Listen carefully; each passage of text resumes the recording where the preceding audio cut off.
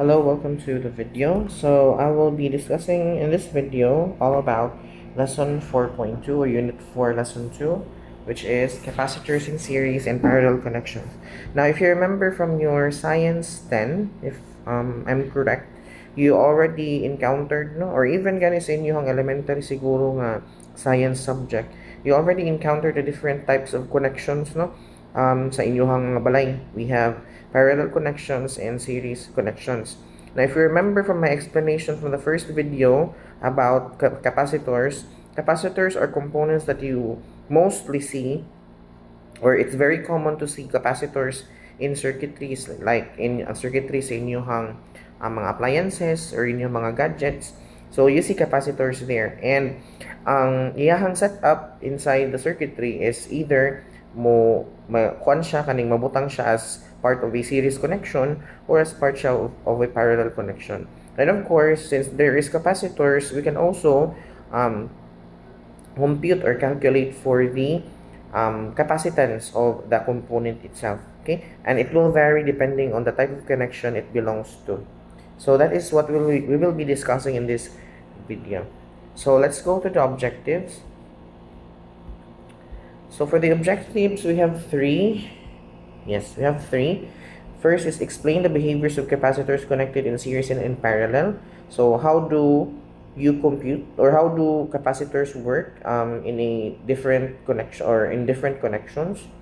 Then we also have solving for the equivalent capacitance in series and parallel connections.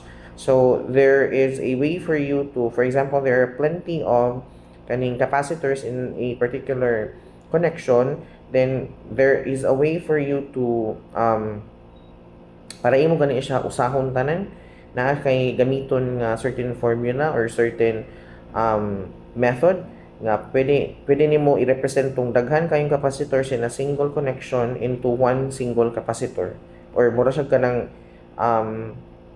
virtual nga capacitor gani that represents all capacitors in that particular connection.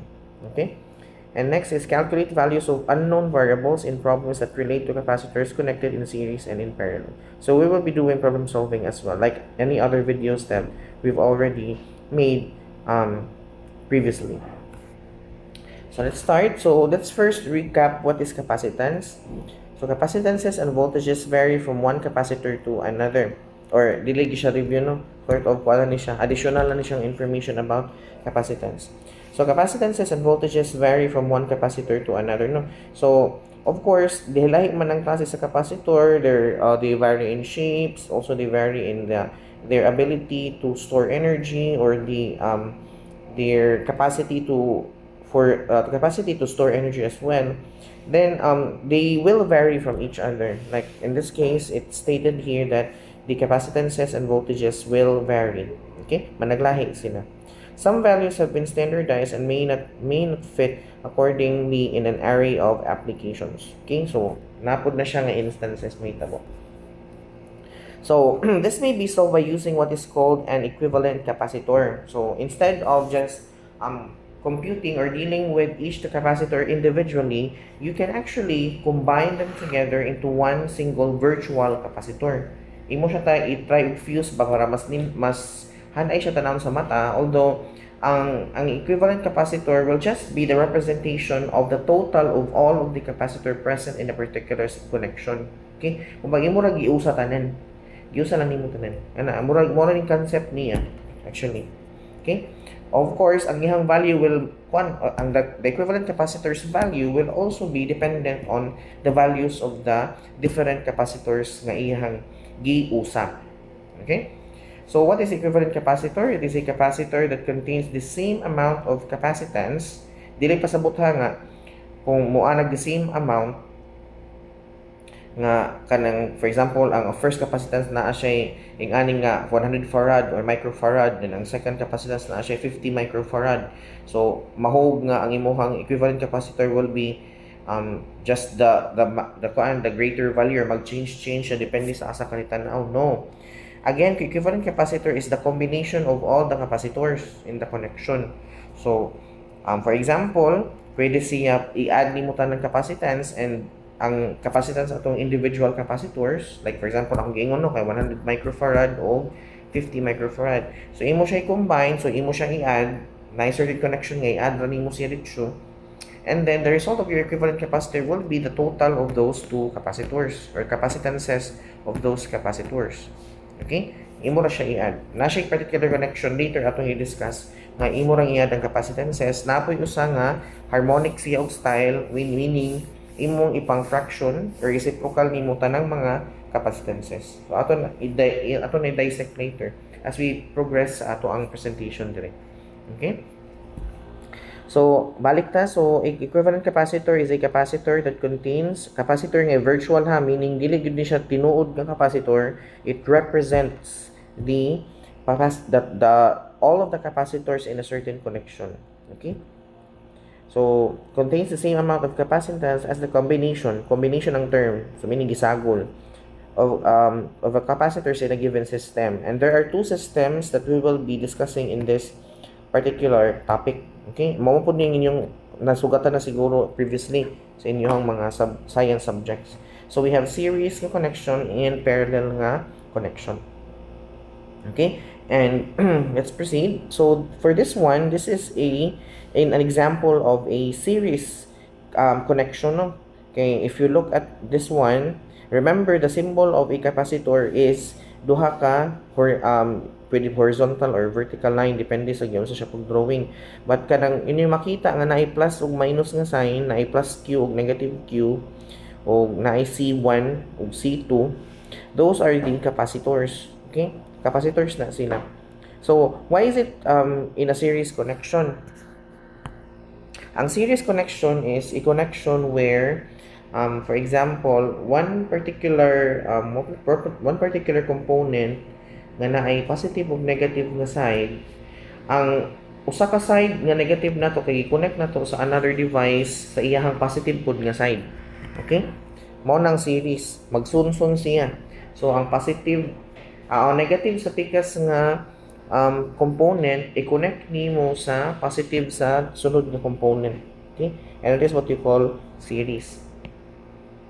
Now look at this image no. So the image shows a series connection with two uncharged capacitors connected by wires from point A to point B.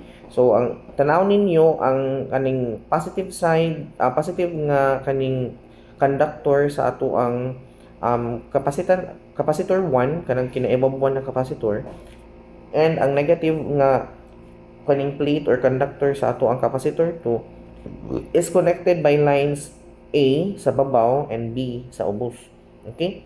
Now, these capacitors will then begin to be charged. So, magsugod siya og tigom og energy as soon as the constant voltage between the 2 points A and B has been applied. So, for example, imong i-connect ng A to a battery, a positive side sa battery, and then ang B i-connect nimo sa negative side sa battery.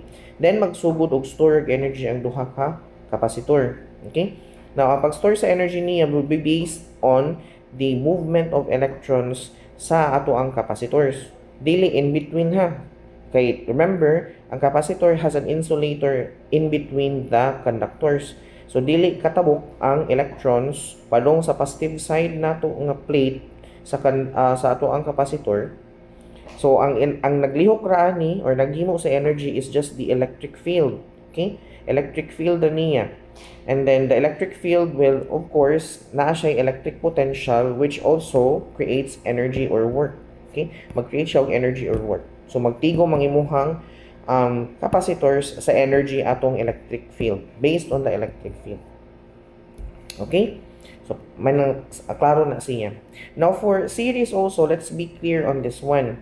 For the charge niya, the capacitors will have equal amounts of magnitude, rather, amounts. The capacitors C1 and C2 will have equal magnitude of charge. Pareha sila og magnitude sa charge. Okay? But the voltage in the capacitors, either the capacitors in this case, kaya wala may value, so we wouldn't know exactly pila. But just know that ang voltage nimo sa first capacitor o ang voltage nimo sa second capacitor or the points on those capacitors will vary, managlahi sila. Okay?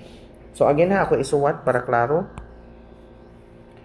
For series na connection, the voltage in capacitor 1 will not be equal to the voltage of capacitor 2. Malagday siya. But ang charge nimo sa capacitor 1 will be equal to the charge of capacitor 2. Okay, mo nang murag kuan niya. Kana lang i-follow ninyo, stick na lang na ninyo sa as rule na lang siguro.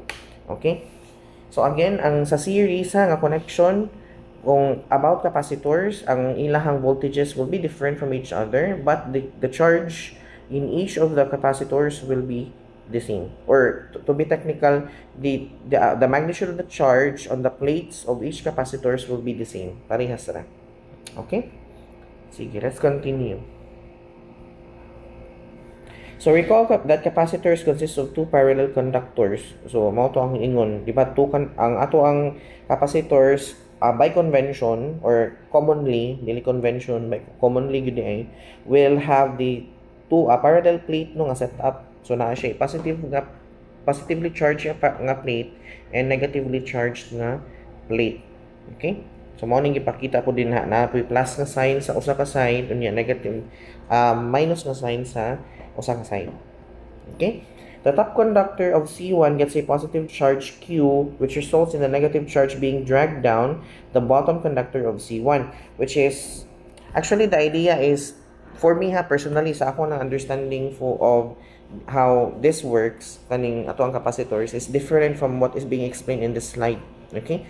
Ang akong nasabtan ani is, and I could be wrong, you can research on this online as well if you want to prove me wrong as well.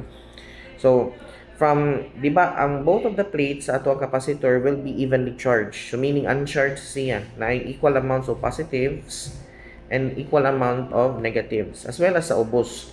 Given nga wala pa siya gi-charge siya, wala pa yung battery nga nisaksak dinhi. Wala pa diri ato ano ni battery diri kunuhay. Battery. Wala pa yung battery. Okay, kung wala pa. Okay? So, hasta po diri sa ubos, equal amount of charge. Now, once imong isaksak siya sa battery, okay, ang imuhang wires dinhi, kining point A, point B, then, ang negative nga electrons, ang electrons na to sa ato ang plate nga nasa babaw, kan dinhi nga side, will move, ma-attract siya sa positive dinhi, kay high potential man dinhi, or high ang electric potential dinhi. So, ma-attract siya padung sa ato ang positive dala sa atong battery. Okay? So meaning mo acquire og daghang electrons ang atong battery, since there is an excess of electrons sa atong battery, iya pod na i-push padung dinhi, padung sa ato ang plate nga naa sa ubos. So mo acquire pod ni og more negative nga electrons ang ato ang plate sa ikaduha nga capacitor. Okay?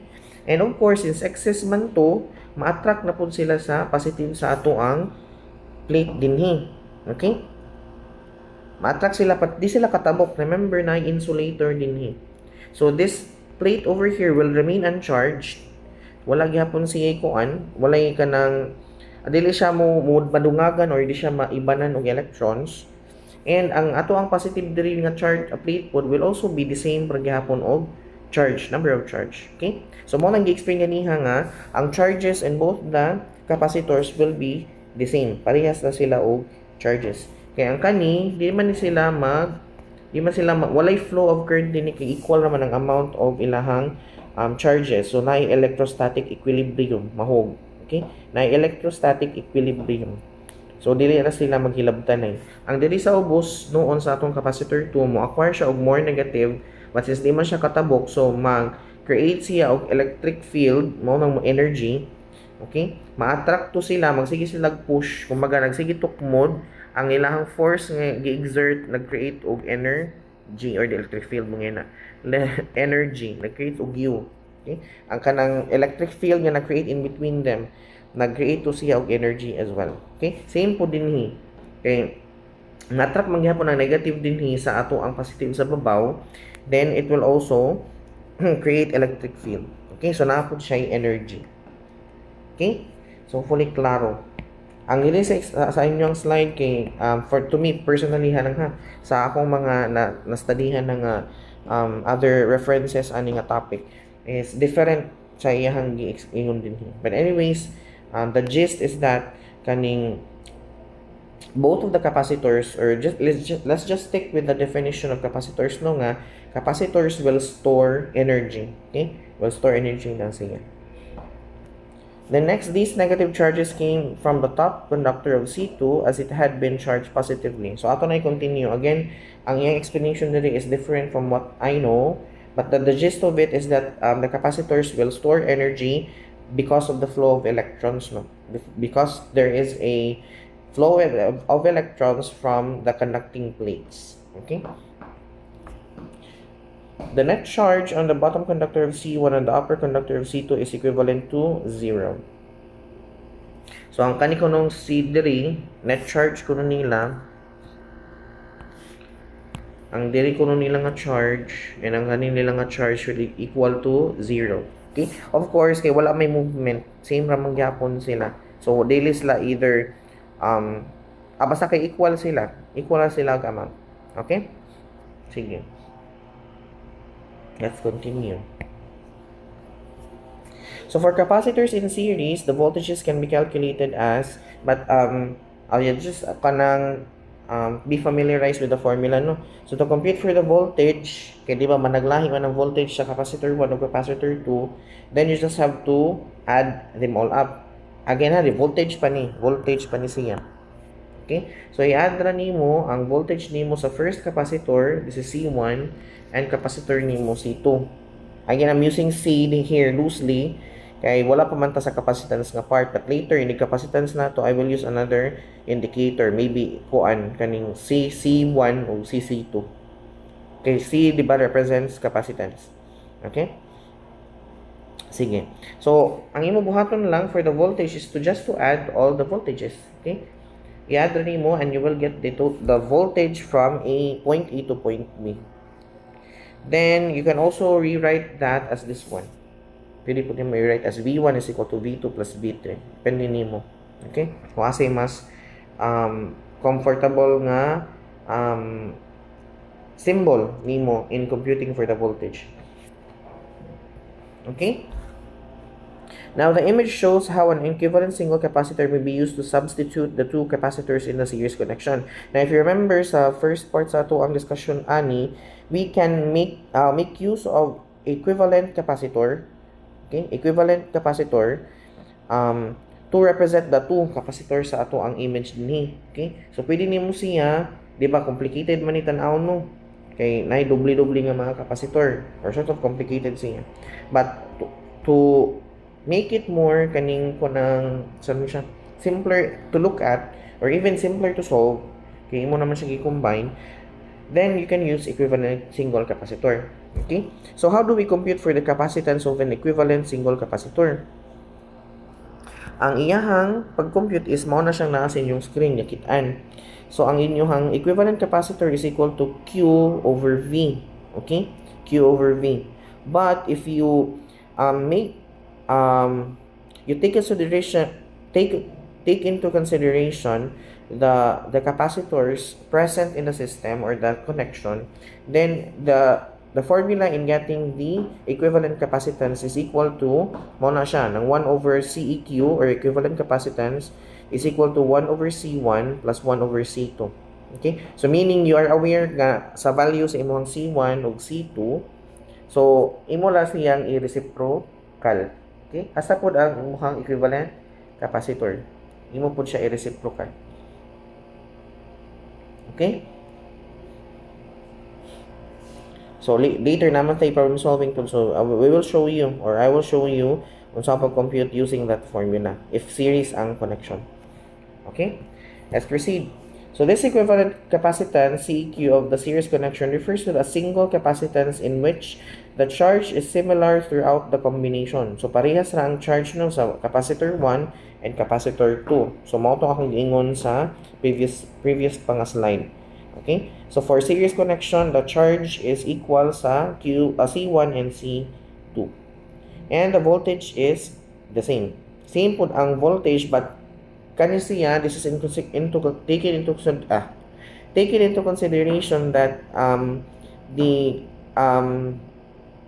we're focusing on the equivalent capacitor already. So meaning combine na po nato ang atoang voltages. Okay, ato na siyang gi-add. So mao na siya ang formula. If nalay, for example, napay another capacitor, then you can add the reciprocal of the value of the capacitor or the capacitance of that capacitor. Mao na dot sa inyong screen. So for capacitors in series, the magnitude of the charge must be similar throughout all the plates of the capacitors in the series connection.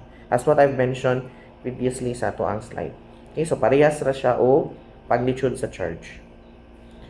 The voltages of the capacitors are not the same value unless their corresponding capacitances are the same. Okay?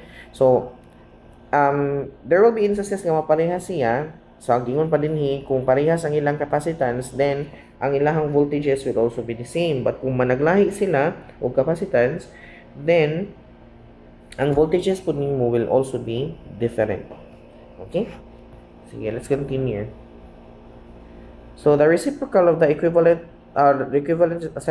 capacitance of a series combination is equivalent to the summation of the reciprocal values of each capacitance in the system.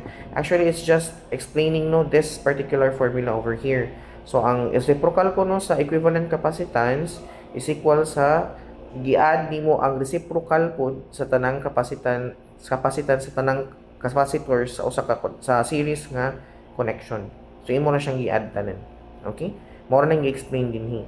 But take note that the value of your equivalent capacitance, kaya reciprocal man lagi, will be lesser than any of the other capacitance of the capacitors in the connection. Mas gamay siya og value compared sa individual capacitance sa imuhang capacitors nga naa sa connection. Okay?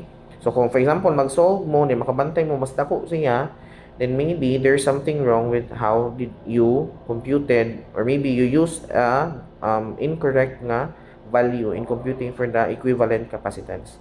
So be very careful in kaning determining unsa man nga value para unsa man ni siya, unsa may represent ani niya. So ingana nga mga questions. Okay, let's proceed. Now we're done with series. We will talk about parallel. So, if you notice ato ang picture din or atong diagram din our connection is no longer ang positive sa first component ni connect ang negative rather. Ang negative sa first component ni connect sa positive sa second component. Not true. If you look at it, the positive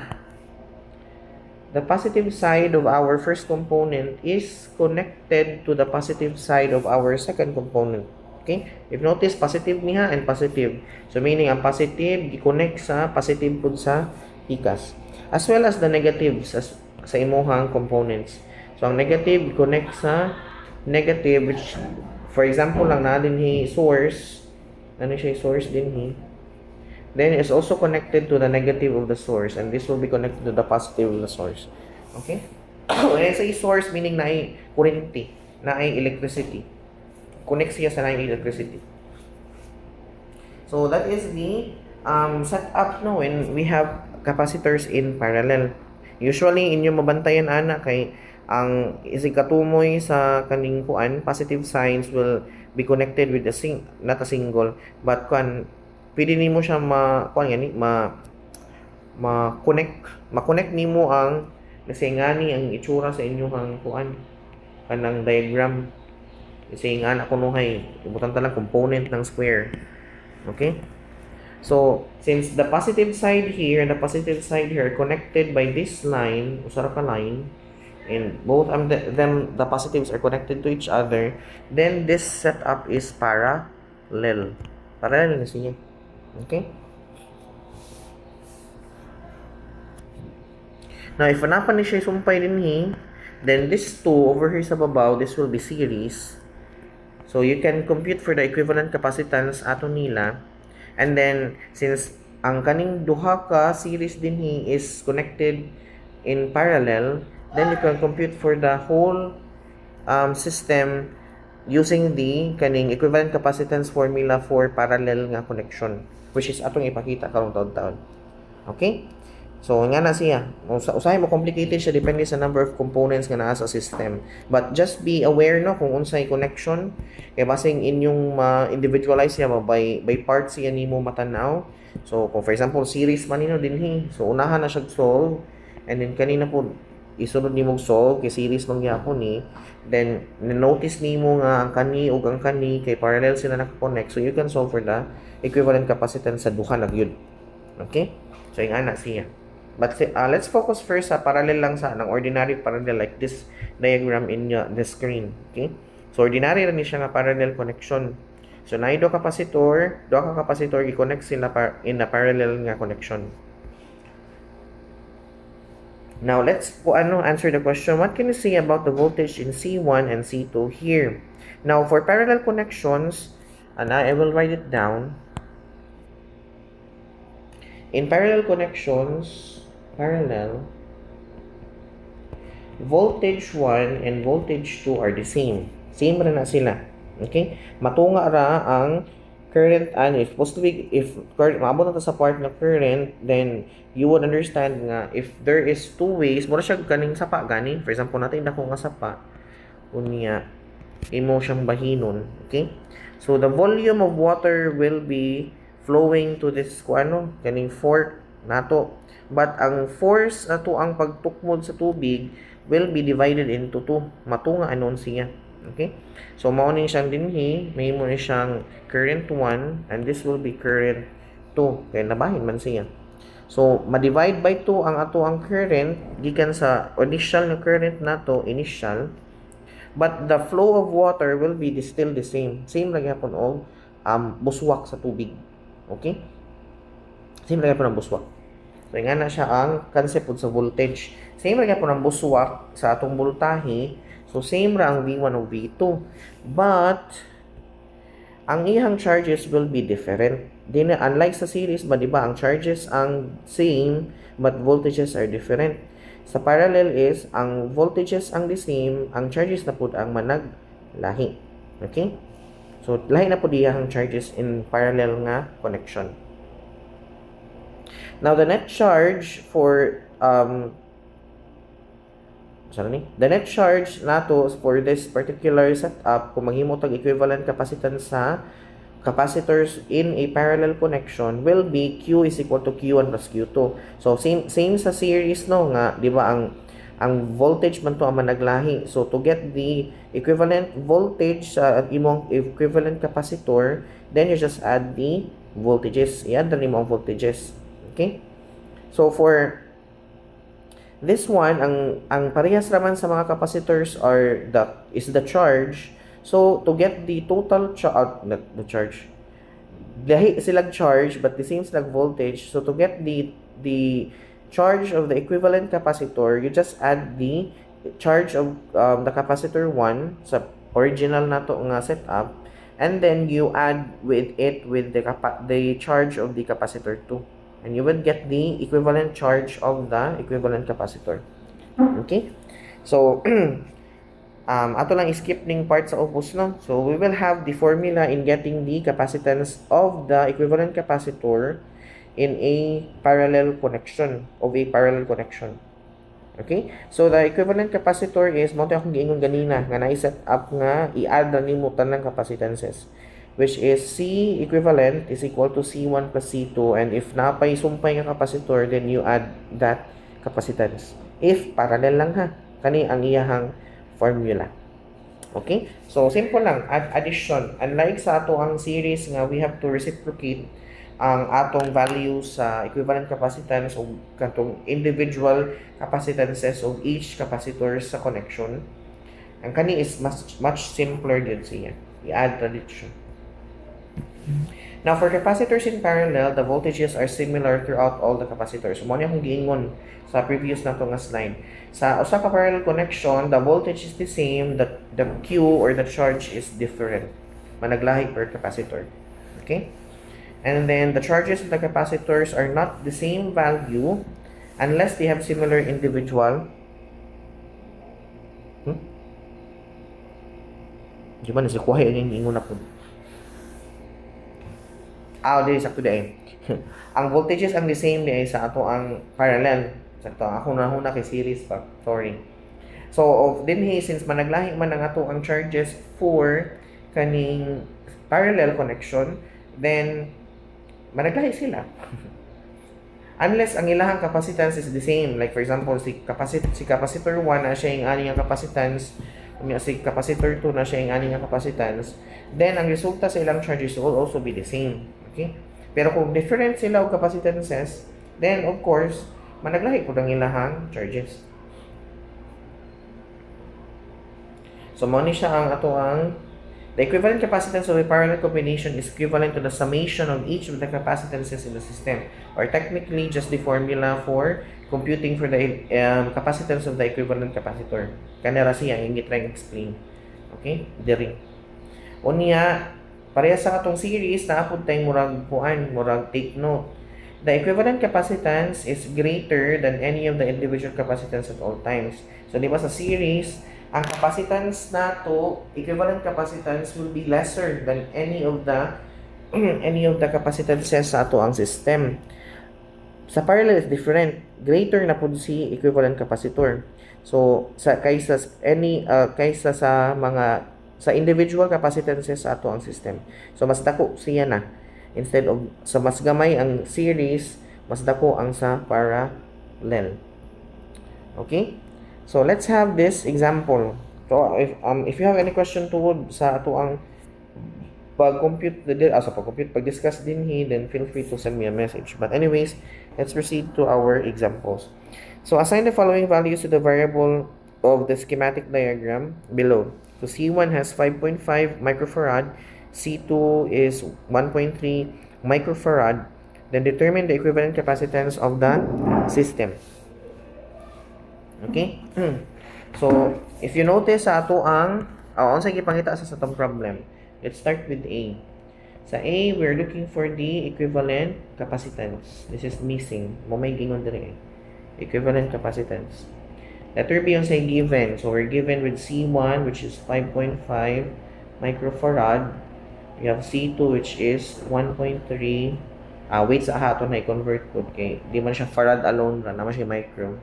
So this is 5.5 times 10 to the negative 6 farad, and this is 1.3 times 10 to the negative 6 farad. Okay? Check lang.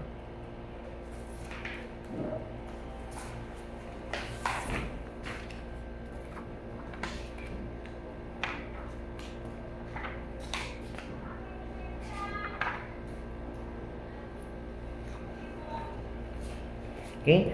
And another thing no nga atong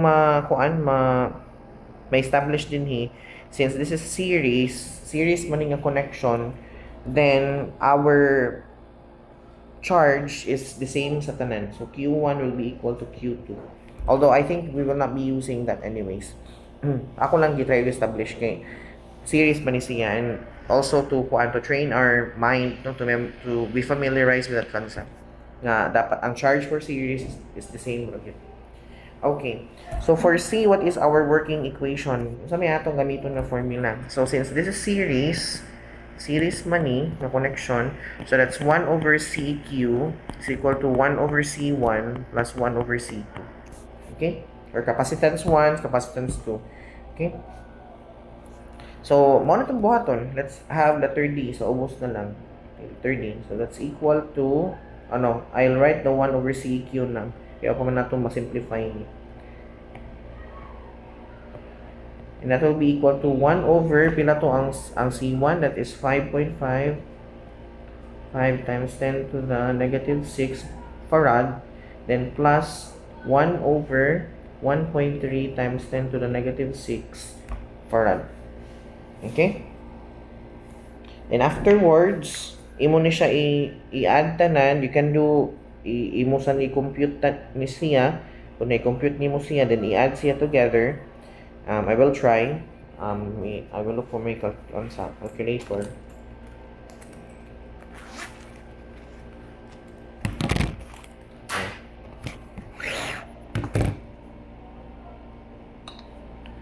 So that is we have 1 divided by, sorry, daghan ng gawas. 1 divided by 5.5 times 10 to the negative 6 plus na to siya o 1 divided by 1.3 times 10 to the negative 6. Okay, so that's 951 something.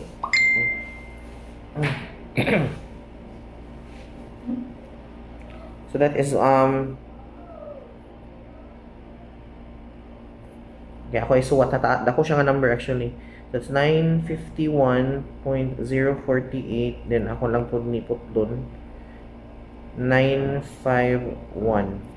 siya.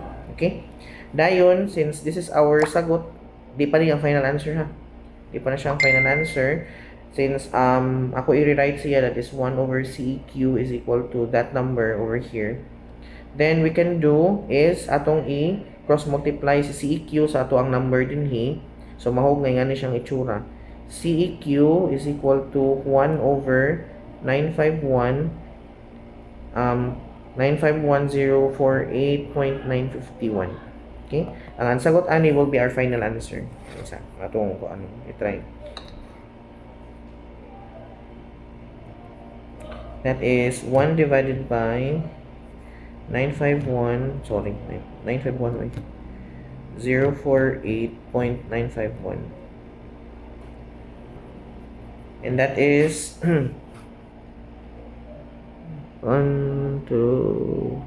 that's 6.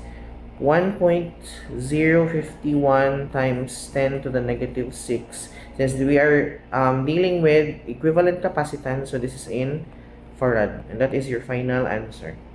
And hopefully I'm correct. Okay? Or you can write this as 1.051 microfarad. Kaya ang times 10 to the negative 6 is equal to microman. Okay? So that is the final answer again. So let's see if I'm correct. Let's check. And the answer is 1.05 microfarad. Okay? So again, first thing yung buhaton is mautuno, step by step ninyo i-identify sa unsay gipangita sa problem. Dayon identify unsay given, and then iniabot sa working equation, identify unsa siya nga type of connection.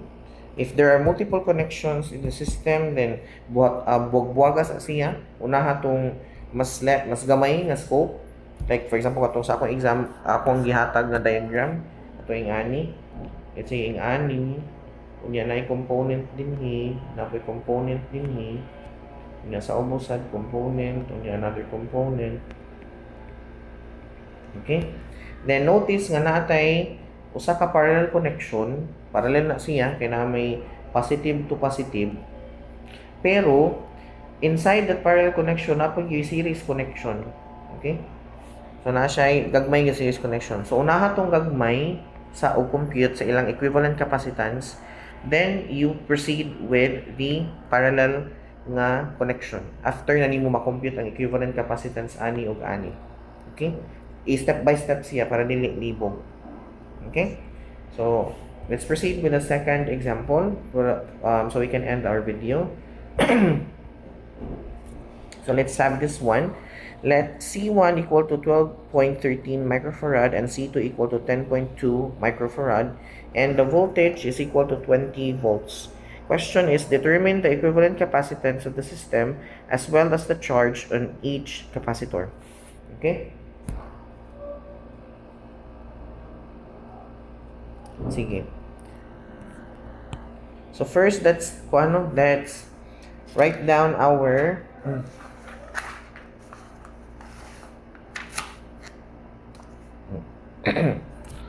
let's take notes sa unsay gipangita sa problem. We're told to look for the equivalent capacitance, equivalent capacitance, and then afterwards papangita sad nato ang charge kuno.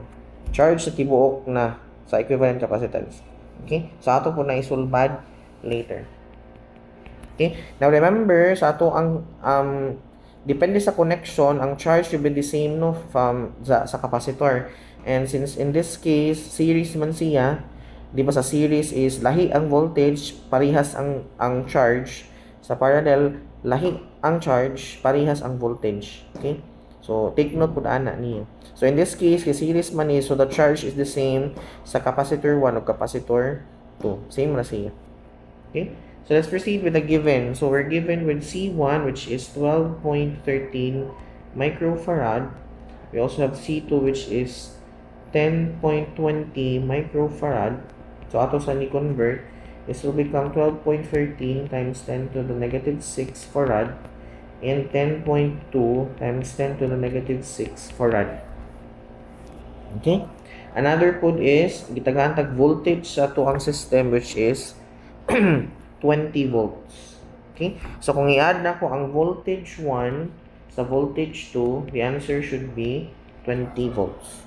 Okay, mo man atong kuan, di ba? Atong i-establish kanina nga ang voltage niya kung i-add nimo may equal ra siya sa may equal ra siya sa total voltage sa tibuok system. Okay? Next, I think di pud nato siya magamit nga concept actually, but I want you to get familiar with it. So let's have the working equation. Okay? For our working equation, remember that since this is series, we will start with the CEQ.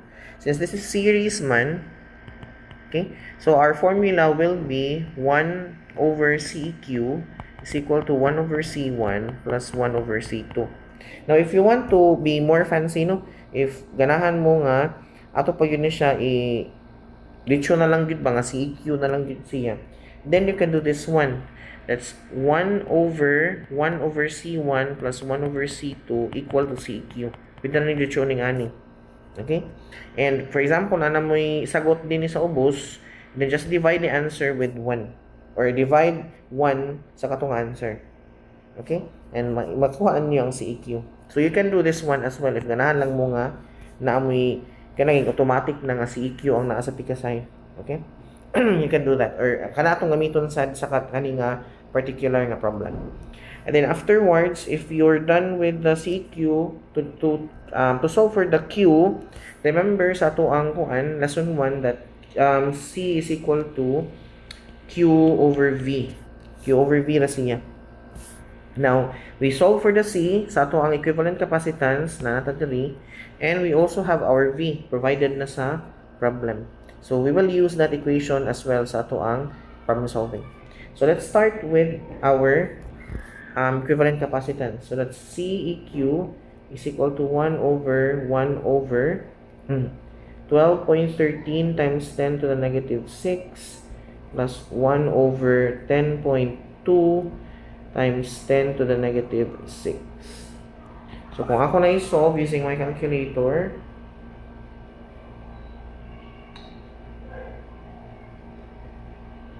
so that's 1 divided by 12.13 times 10 to the negative 6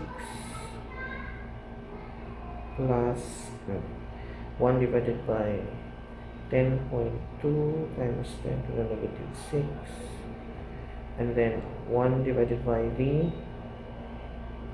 answer. So the answer is 0. It's longer, so I'll just use the scientific notation. So that is 5.541. 5.541 times 10 to the negative 6. Since this is C, so this is in farad. Or you can write 5.541 microfarad.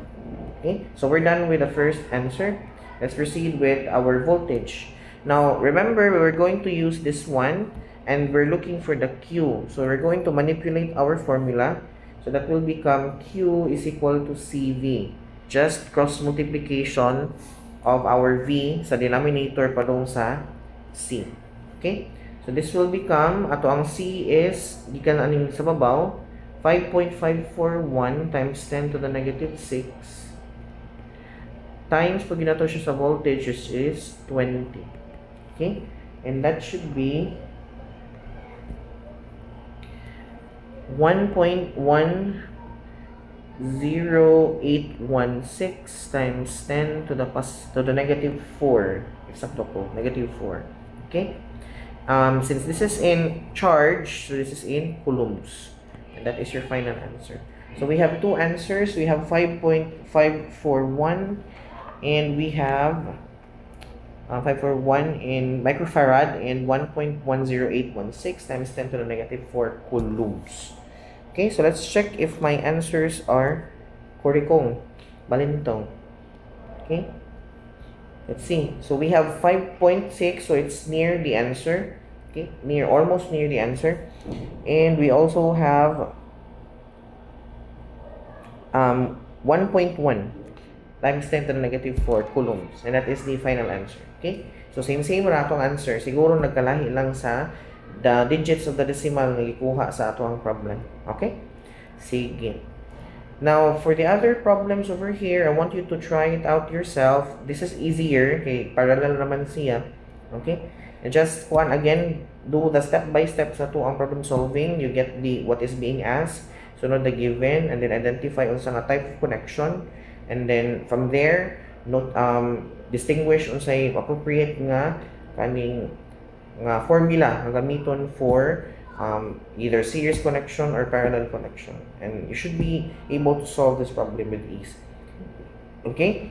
So, if you have any questions again regarding the topic, feel free to send me a message and I will try to answer your question as soon as I can. And on the next lesson, I think this is 4.2 no, so we will have 4.3. We'll be talking about energy na po stored in a capacitor. And that's it for the video. Thank you very much for listening. I hope you learned something out of this, and I'll see you on the next video. Goodbye.